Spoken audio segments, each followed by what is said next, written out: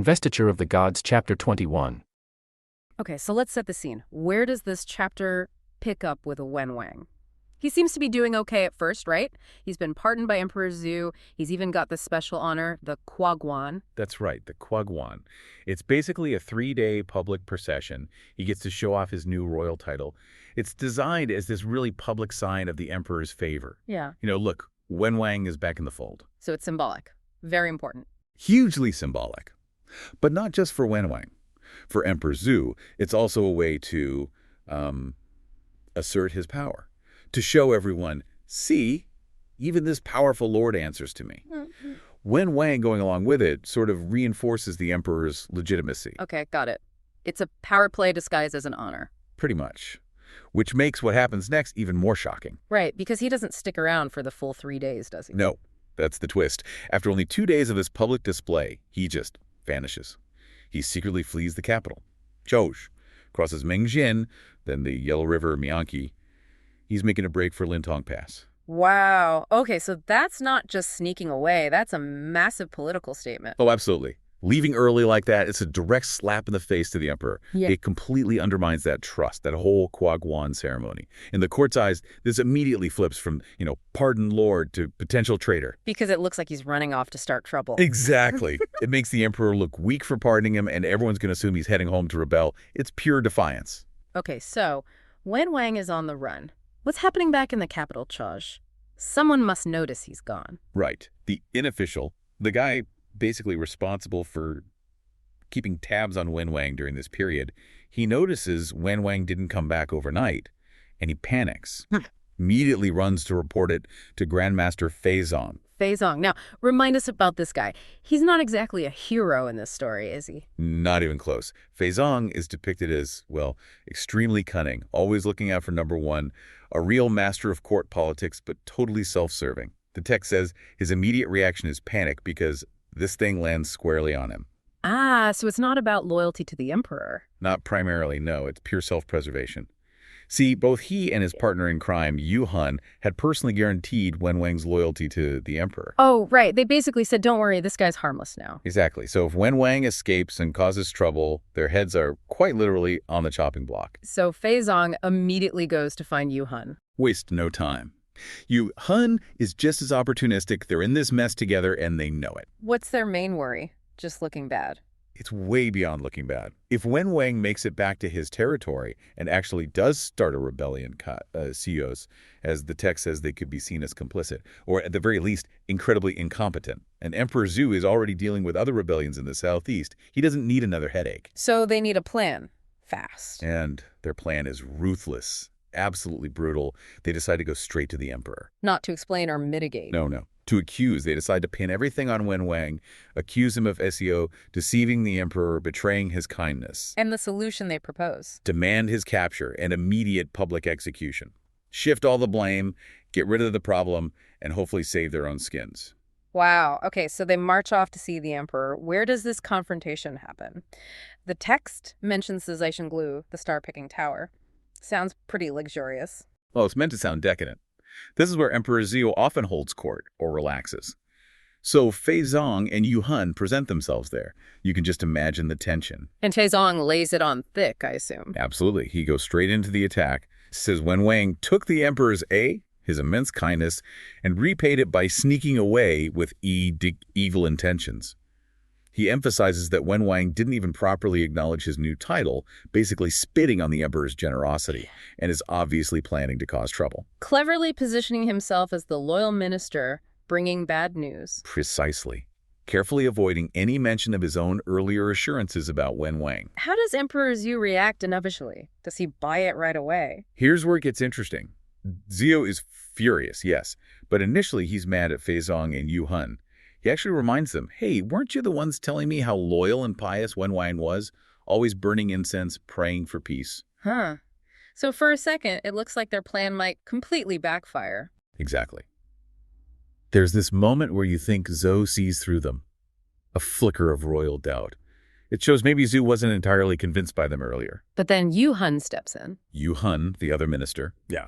He sees the danger and pulls out a master stroke of manipulation. He uses a proverb. What does he say? He says, The sea may dry up and reveal its bottom, but you can never truly know a man's heart, even after he's dead. Ooh, that's good.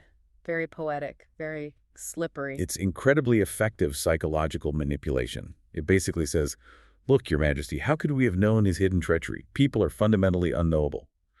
It subtly excuses their previous bad judgment, frames them as victims of Wen Wang's deception too, and pushes all the emperor's anger back onto Wen Wang. Very clever. Deflects blame perfectly. And it works.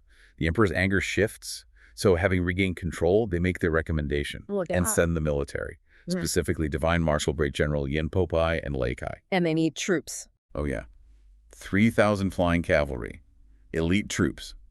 The order: pursue Wen Wang for the crime of Diro, escaping his official post, capture him and execute him on the spot. No trial, just swift justice or vengeance. 3,000 cavalry, that's serious. It's an enormous force for chasing one man.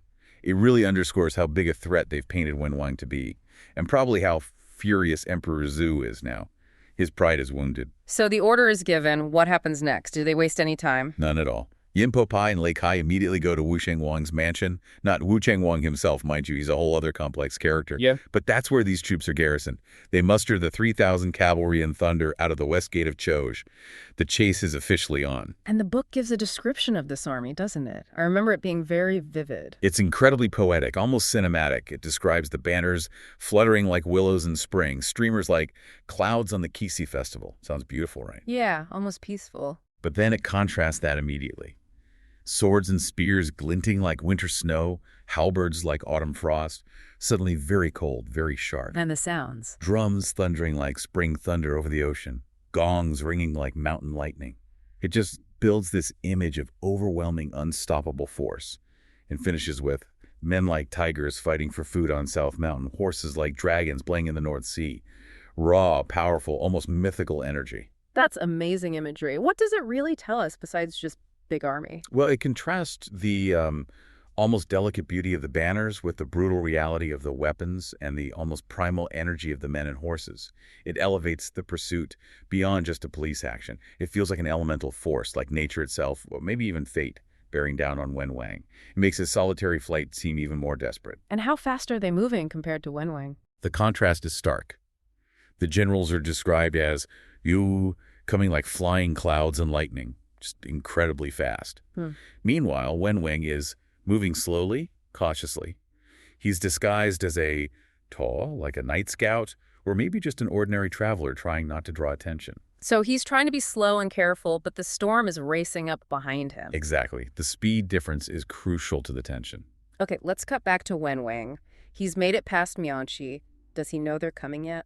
Not at first, but then he sees it. A cloud of dust rising in the distance behind him.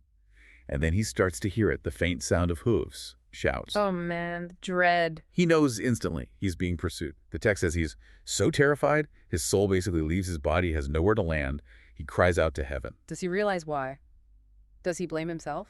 He does, in a way. He has this internal monologue where he laments his momentary carelessness or miscalculation in fleeing during the night. He understands now that escaping like that was bound to trigger a pursuit.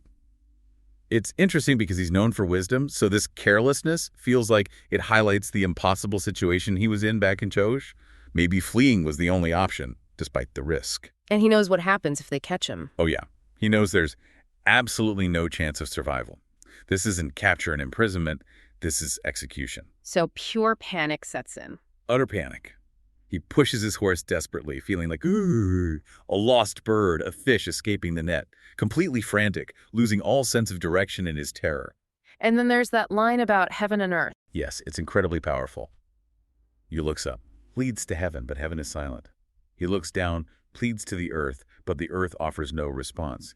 It's this image of profound isolation. He desperately wishes his horse had wings, that he had wings.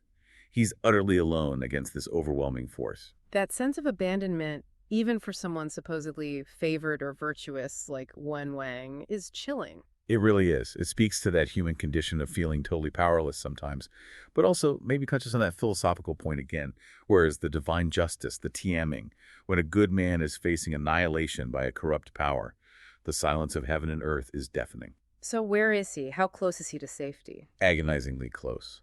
Lintong Pass, which seems to be his goal, his potential sanctuary, is just about 20 land away, maybe 6 or 7 miles. So close. But the cavalry? They're visibly close. Getting near by the second. The hoofbeats must be thundering now. It's absolutely critical. His fate is hanging by a thread. Zhong'an Mountain, pretty peaceful place. The immortal Leizhenzi is there, Jade Pillar Cave, meditating. And then, bam, this sudden feeling. It's not just a hunch. It's like a cosmic alarm bell goes off. The text says his heart's blood surged. Something's up. And what's really striking is how incredibly specific this feeling is. It's not some vague, danger looms kind of thing. Yunzongzi, he uses divination and knows exactly what's happening. He knows Jibo's calamity is over, but he faces danger now. Yeah. And the key part, it's the appointed time for father and son to reunite. That's not an omen. That's like a direct instruction from fate. Wow. Okay, so super specific. Very. It points to this idea in Fengshen Yanyi that destiny is maybe less like a suggestion and more like a pre-written schedule. It's happening now. So he gets this cosmic memo. What's the immediate action? He calls his disciple, Golden Haze Boy, tells him, go get Leizhenzi from the Peach Garden right now. The Peach Garden, is that significant? Sounds nice, but why the urgency? Well, peach gardens in Chinese mythology, they often link to immortality, sacred stuff. So Leizhenzi is already in a kind of special place. And the urgency, it's very real. His father, Shibo Jichang, who we know later as Wen Wang, right? He's in serious danger. Lintong Pass. So Yunzengzi tells Leizhenzi, you need to go find a, quote, weapon at a place called Tiger Cliff. And don't worry, I'll teach you military tactics. Okay, so it's a rescue mission brewing. But with these really specific, almost riddle-like instructions already. Find a weapon at Tiger Cliff. Exactly. Not just go save your dad, but very precise steps laid out by the divine plan. All right, so Leizhenzi heads off to Tiger Cliff. He's looking for this weapon. Yeah. But here's where it gets interesting. He's thinking, spear, sword, axe, the usual stuff. The text says he searches east and west, looks everywhere, finds absolutely nothing. He's actually thinking maybe he should go back, ask his master, what exactly is this weapon you mentioned? Yeah, and that really shows his mindset, right? He's thinking in very human, very conventional terms, tools of war. He's picturing the source, list them, guns, swords, spears, halberds, all the standard military gear. But that's not what fate has in mind. Not at all. The story pivots hard. He smells this amazing exotic fragrance. It kind of draws him in, and it leads him to this incredibly beautiful spot. Vines entwined with cypress, bamboo piercing steep cliffs, animals everywhere. It's almost like this magical, untouched place. And that beauty itself kind of hints that something extraordinary is about to happen. And that's where he sees them. That's where he sees them. 2 red apricots under green leaves, looking very tempting. So, naturally. His heart rejoiced, the text says. He climbs up, grabs them. Even before eating, the smell is like sweet dew. He eats one, loves it. Sweet, delicious. And then, almost without a second thought, he eats the second one, too. Sort of like, well, I already started, might as well finish it. A very relatable moment, actually. Right before things get very, very unrelatable. Exactly. This is the moment.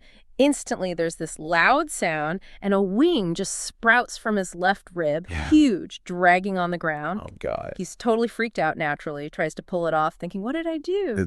But then, boom, another wing pops out from his right side. No way. And it doesn't stop there. His whole face changes, turns blue-black, like indigo. His hair turns bright red, vermilion.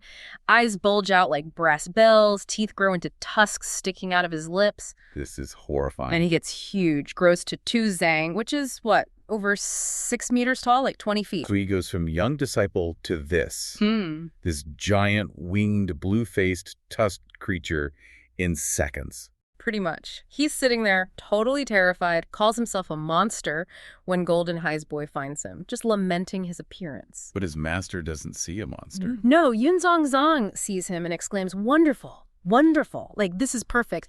And he recites this poem, this prophecy that basically confirms this new form is Leizhenzi's destiny.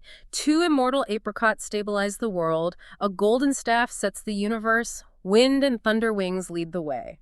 It goes on describing his power. Wow. So the poem basically says, yep, this terrifying look, that's you now. And it's for a reason. Exactly. It confirms his identity, his power, his role. Those weren't just tasty apricots. They were destiny delivery devices. They made him into the hero he was meant to be. And that reference to a Vajra body in the poem, that's huge. Vajra. Wow. Diamond.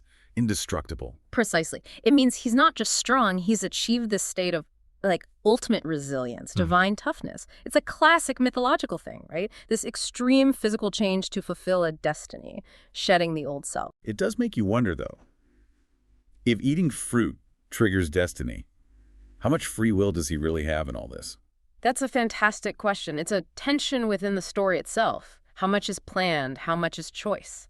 Okay, so he's got this terrifying, powerful new body.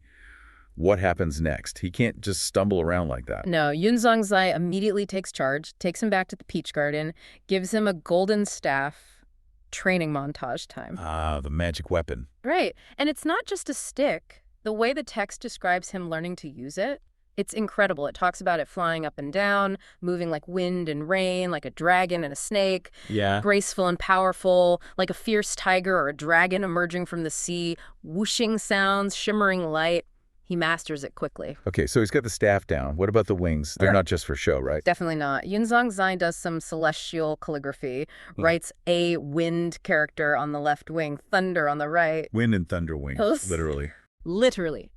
Then he recites a spell and whoosh, Leizhenzi flies up into the sky. And as he flies, you hear the distinct sounds of wind and thunder. He's got flight, super strength, this magic staff, the whole package. He's basically a superhero now. Pretty much a demigod, yeah. Yeah. Forged by divine intervention. He's grateful, thanks his master profusely, but, and this is a big but, with all this power comes very strict rules. The catch. Always a catch, right. Yunzongzi says, okay, go to Lintong Pass, rescue your father, Jichang, help him get through 5 gates. However, and here are the limits, do not go with him back to Jiki, and you are not allowed to harm King Zhu's soldiers. Wait, what? Don't harm the soldiers chasing him. How do you rescue someone without fighting the people trying to capture or kill them? Exactly. It seems totally counterintuitive. His mission is very precise. Rescue Dad, get him past the gates, then speedily return to Zanyan. That's it. Why? Why the limitation? Yeah. Especially the no harming soldiers part. Is it like a moral test or strategy? I think it's absolutely both. It's fascinating. On one level, it's about cosmic order. This isn't Leizhenzi going rogue. It's a controlled divine intervention. Yunzhenzi is enacting heaven's will, and that will has boundaries. But it's also deeply tied to Wenwang himself. Wenwang is meant to be this wise, ethical leader. If his superpowered son just shows up and butchers the king's army, even in rescue, well, that really damages Wenwang's reputation, doesn't it? Yeah, it makes him look like he's leading a violent rebellion, even if he didn't order it. Precisely. He's already seen as an escaping official. Massacring troops would confirm the worst views of him, maybe even mess up the whole divine plan for the Zhu dynasty to eventually rise. So the power has to be used judiciously, carefully. Exactly. It's power tempered by wisdom. The rescue needs to align with this larger sense of justice and legitimacy, not just brute force. Okay, so Leizhenzi gets his mission, his powers, his rules. He flies off to Lintong Pass. He flies off, lands near the pass, and then realizes something pretty basic. What's that? He has no idea what his own father looks like. Oh, right. He was taken away as a baby, wasn't he? Well, young child, yeah, but he hasn't seen him since. He literally thinks, alas, I was so careless I didn't ask my master what Shibaha looks like. That's actually pretty funny. This godlike being stumped by basic recognition. It brings him right back down to earth for a moment, doesn't it? Adds this touch of relatable humanity. He's just scanning the area, trying to figure out who his dad might be. Eventually, he spots a man on a white horse wearing a specific powder blue felt hat and black robe. He takes a guess, calls out, "Jibahoji Lai?" And when Wang hears him. Wenwang hears the voice, yeah. But he looks around, sees nothing. Why not? Leizhenzi is huge. Because of his appearance. Remember that blue-black skin and body? The source says it just blends into the mountain scenery. Wow. Camouflage. Sort of unintentional camouflage. So Wenwang just hears this voice seemingly coming from nowhere. He thinks it's a ghost or some spirit messing with him. He sighs, "My fate is to end." Poor guy. Fleeing for his life, now haunted by voices. Exactly. But then Leizhenzi must step out or become visible because suddenly Wenwang does see him. And imagine seeing that materialize. Face like blue-black indigo, hair like cinnabar, huge mouth with tusks, eyes like brass bells flashing light. Yeah. Okay, scared out of his wits. Sounds about right. Totally.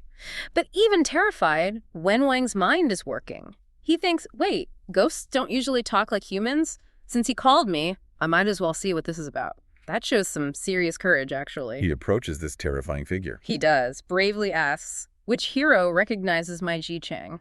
And what does Leizhenzi do? Roar. Threaten. Nope. He immediately drops to his knees, calls him Father King, apologizes for being late. Whoa.